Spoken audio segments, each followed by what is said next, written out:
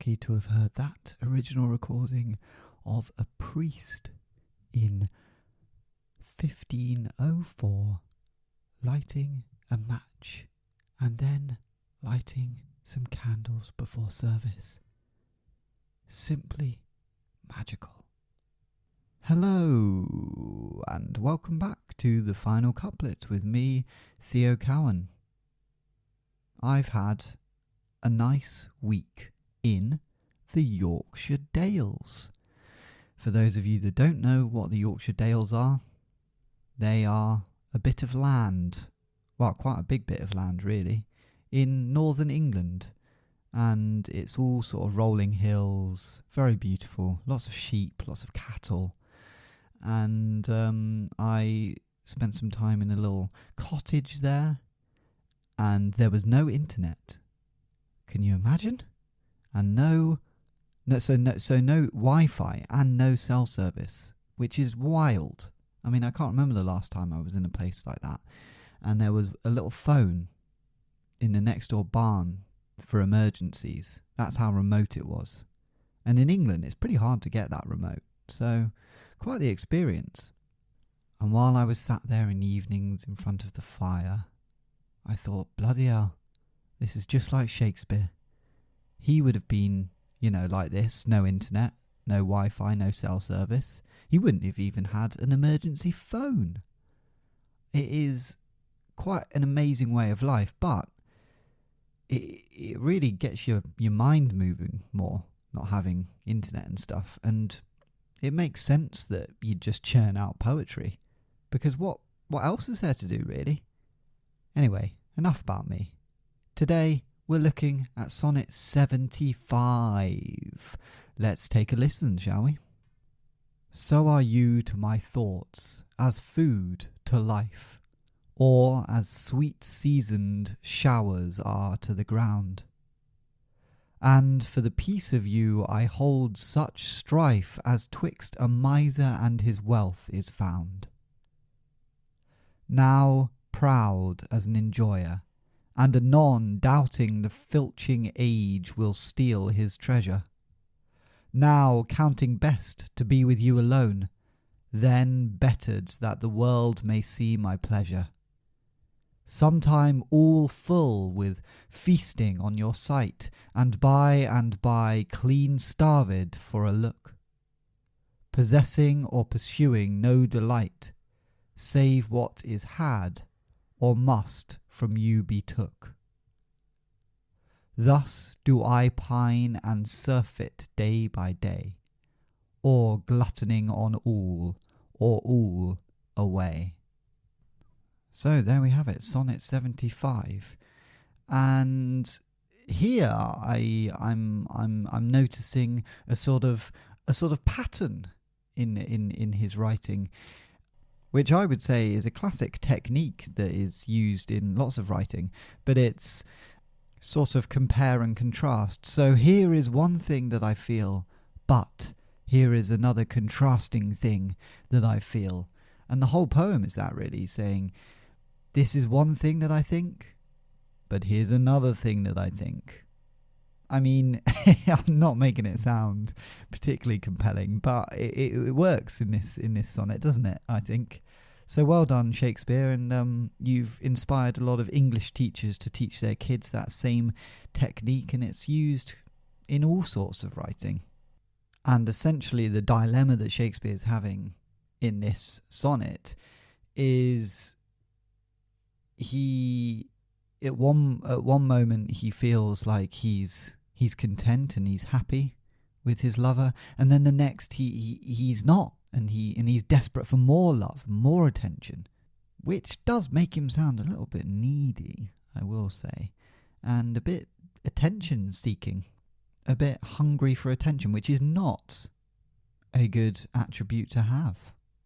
Right, let's dive into this and break it down line by line and work out what the hell Shakespeare was going on about in Sonnet 75. So we start with, so are you to my thoughts as food to life, or as sweet seasoned showers are to the ground, which is basically saying you are to me or indeed I need you as much as living things, living beings need food, you know? That's pretty clear. And then also, may I say, you are to me like grass or the earth needs watering. It's essential. Food is essential to living things. Water is essential to the earth. You are essential to me. It's a punchy opening, Shakespeare. Well done. And then he continues with, and for the peace of you I hold such strife as twixt a miser and his wealth is found. And he's added a bit of wordplay in here. Clever Shakespeare, because you'd expect peace to be spelt P-I-E-C-E, like a piece of something, but he has spelt it P-E-A-C-E, like peaceful.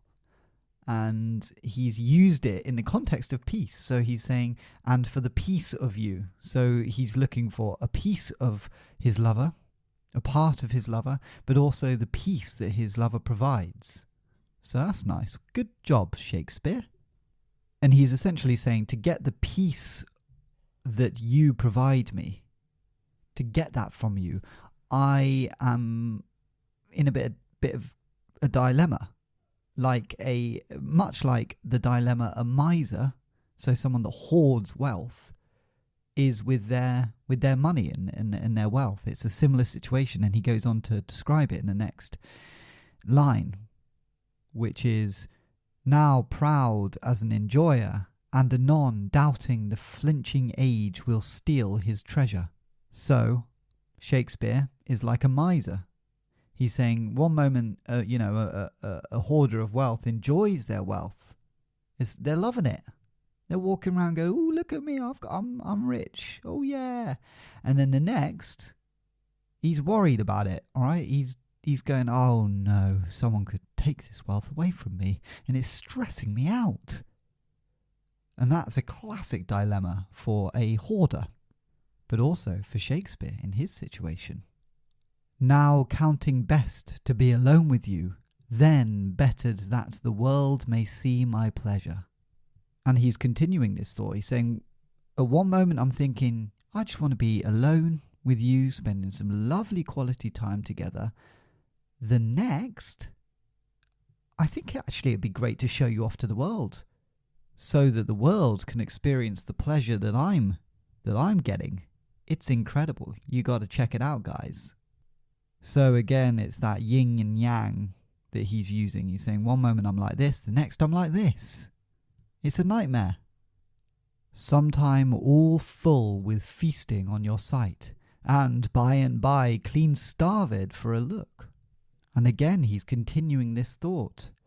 At times, he's actually perfectly satisfied, in many ways oversatisfied, by looking at his lover. Lovely. It's lovely. I'm content. Then the next, he's thinking, oh man, do I need to have a look at my lover. I desperately need to have a look at my lover. So you can't make up his mind here, can he? This one's quite strange, isn't it? I think, to say, I'm happy just with the amount of looks of you that I'm getting, or I need to look at you constantly. Terrifying. Don't do the second one, I'd say, Shakespeare. Don't always look at your lover. Don't sit there in the corner just staring at your lover. That has never turned anyone on, I don't think. Quite creepy, in fact. So I'd nip that one in the bud, throw that idea out the window, even if it is what you want to do. Possessing or pursuing no delight, save what is had or must from you be took. So here he's saying, I can't have any enjoyment except for what you give me or what I can take from you, which sounds to me very reliant on your partner, Shakespeare. Sometimes you need to get enjoyment from other things, is what I would say. You don't need to be taking that from your partner or having your partner give that to you. That's quite a needy thing, and you know what? Your relationship's not going to last long if that's your thought, if that's your thinking. Just a bit of relationship advice for you there. Take it or leave it. And now we're on to the final couplet. Thus do I pine and surfeit day by day, or gluttoning on all, or all away. And here he's saying, so this dilemma is why I suffer and starve day after day. It's because I'm either overindulging in you or feel like I've just lost everything. And I don't know, it's a hell of a life being Shakespeare, isn't it? But I would say, don't worry about it so much. Don't overthink it. Just enjoy the time with your lover. You don't need to be in this turmoil constantly going like, oh, I need everything from you. I need to overindulge in you, or I'll have nothing. I'm lost. I'm nothing without you. I mean, just have a nice time together. God, it must have been stressful being Shakespeare's lover in this situation. Just chill out, have a cup of tea, and enjoy your time together. Anyway, I feel like this episode is sort of turning into my relationship advice to Shakespeare, which, you know what, if he was still around with us, I think he should take heed. But unfortunately he's not. No, he passed away, sadly, 500 years ago. So that is Sonnet 75, and I think it is about time we put this to our story. And if you'll remember last week, Shakespeare and Christopher Marlowe are travelling back from Barbados to London. They've been on a hell of a journey. Shakespeare's fallen ill, he's nearly been eaten by sharks. And now, to top it all off, some pirates have come on board the ship just off the coast of England, and they've taken Shakespeare hostage. And what he's done is he's left a sonnet behind. He hasn't said that he's been taken hostage or anything. He's just told Christopher Marlowe in the sonnet that he should forget about him when he dies. And that's so useless information from Shakespeare. But let's see how Christopher Marlowe receives that Sonnet 74 and how Sonnet 75 ties into all this. Christopher Marlowe finishes reading Sonnet 75. He looks around him. He goes, where the hell is Shakespeare? Why has he left this sonnet? Talking about him dying and how I need to get over that and how much he loves me. But where is he? Why would he write this and not tell me where he's bloody gone? For a second he thought Shakespeare had left him altogether and decided that he didn't want to be with him anymore. And then he saw, scratched into the door in the little cabin that he was in, a skull and crossbones. And he immediately thought, of course, pirates. He quickly scrambled up to the deck, got behind the wheel, and started sailing as fast as he could in a direction that he hoped the pirates had gone.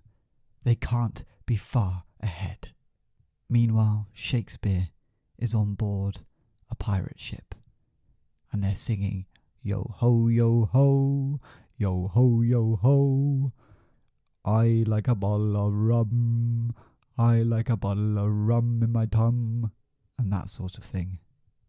Shakespeare is thrown into a cell in the depths of the boat, and the head pirate, there's a head pirate, the head pirate calls down, "'Ere, Shakespeare, if you want to be freed, you'll have to write a letter to someone with lots of money and tell them that you need all of their money and that you will be released if they give all of their money to us.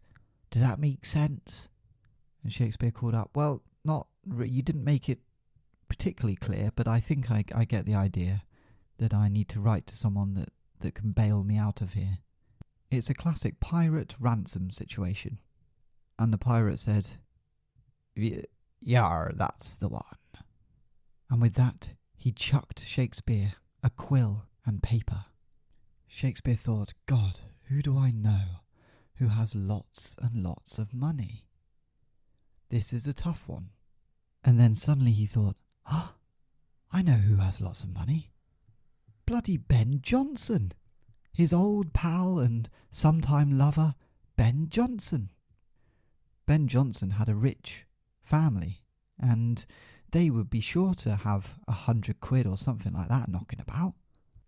But he thought, God, I haven't really contacted Ben Jonson for quite a long time, and he might be a bit pissed off because I just vanished to Barbados. So here's what I need to do.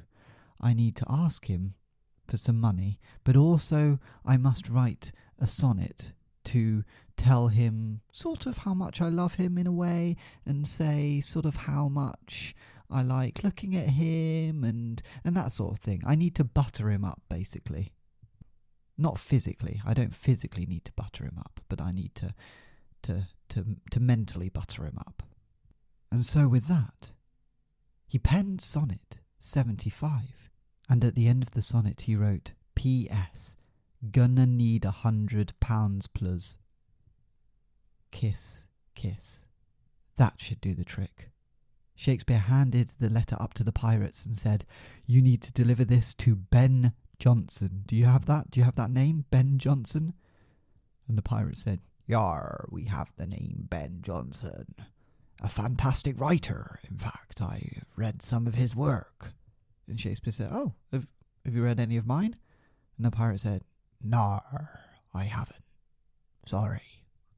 And Shakespeare said, well, you should read some of my work. It's pretty good. It's probably better than Ben Jonson's. I don't want to compare us, but probably better. And the pirate said, Yar, maybe I will when I get a spare moment. And with that he sent one of his minion pirates out to sea to London. A day or two passed, and Ben Jonson was out the front of his house, cleaning his horse's hooves. And suddenly, a pirate, with a patch over his eye and a big skull and crossbone hat, appeared by the horse's head. It gave Ben Jonson quite the fright. He said, "Whoa, God, you scared me. Can I help you?" And the pirate said, "Yes, you can, actually. I'm just delivering this message." And Ben Jonson said, "Oh, you don't sound at all how you look. You look like you sort of go, yar." And the pirate said, "Yes, I get that a lot, actually, but no, I was quite well educated for a pirate, and then I just sort of fell into this profession, so yes. And Ben Jonson said, "Oh, well, good for you. Oh, so you have a letter, great. Can I see that? That's for Ben Jonson, is it?" And the pirate said, "Yes, it's a letter for Ben Jonson. There you go, sir. Anyway, I better be off, but enjoy the letter, and maybe I'll see you soon." And Ben Jonson waved goodbye to the pirate, and, confused by the whole situation, opened the letter. Inside, of course, was Shakespeare's latest sonnet. He knew the writing immediately, and read Sonnet 75.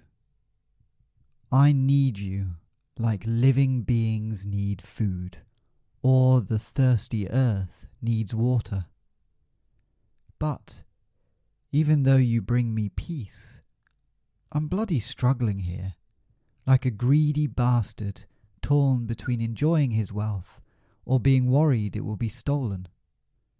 One moment I think it's best to keep you all to myself, but then I think it's better to show you off to the world.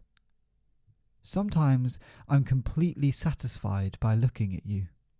The next I'm desperate for a glance of you. I can't find any enjoyment or delight except for what you can give me or I can take from you. So this is why I suffer and starve day after day, because I either overindulge in you or feel like I've lost everything. So, there we have it, Sonnet 75. Pirates, Shakespeare, Ben Jonson's back, Christopher Marlowe's sailing, everything's going on. What an exciting journey we're on. I can't wait to find out what happens next week. Until then, bye.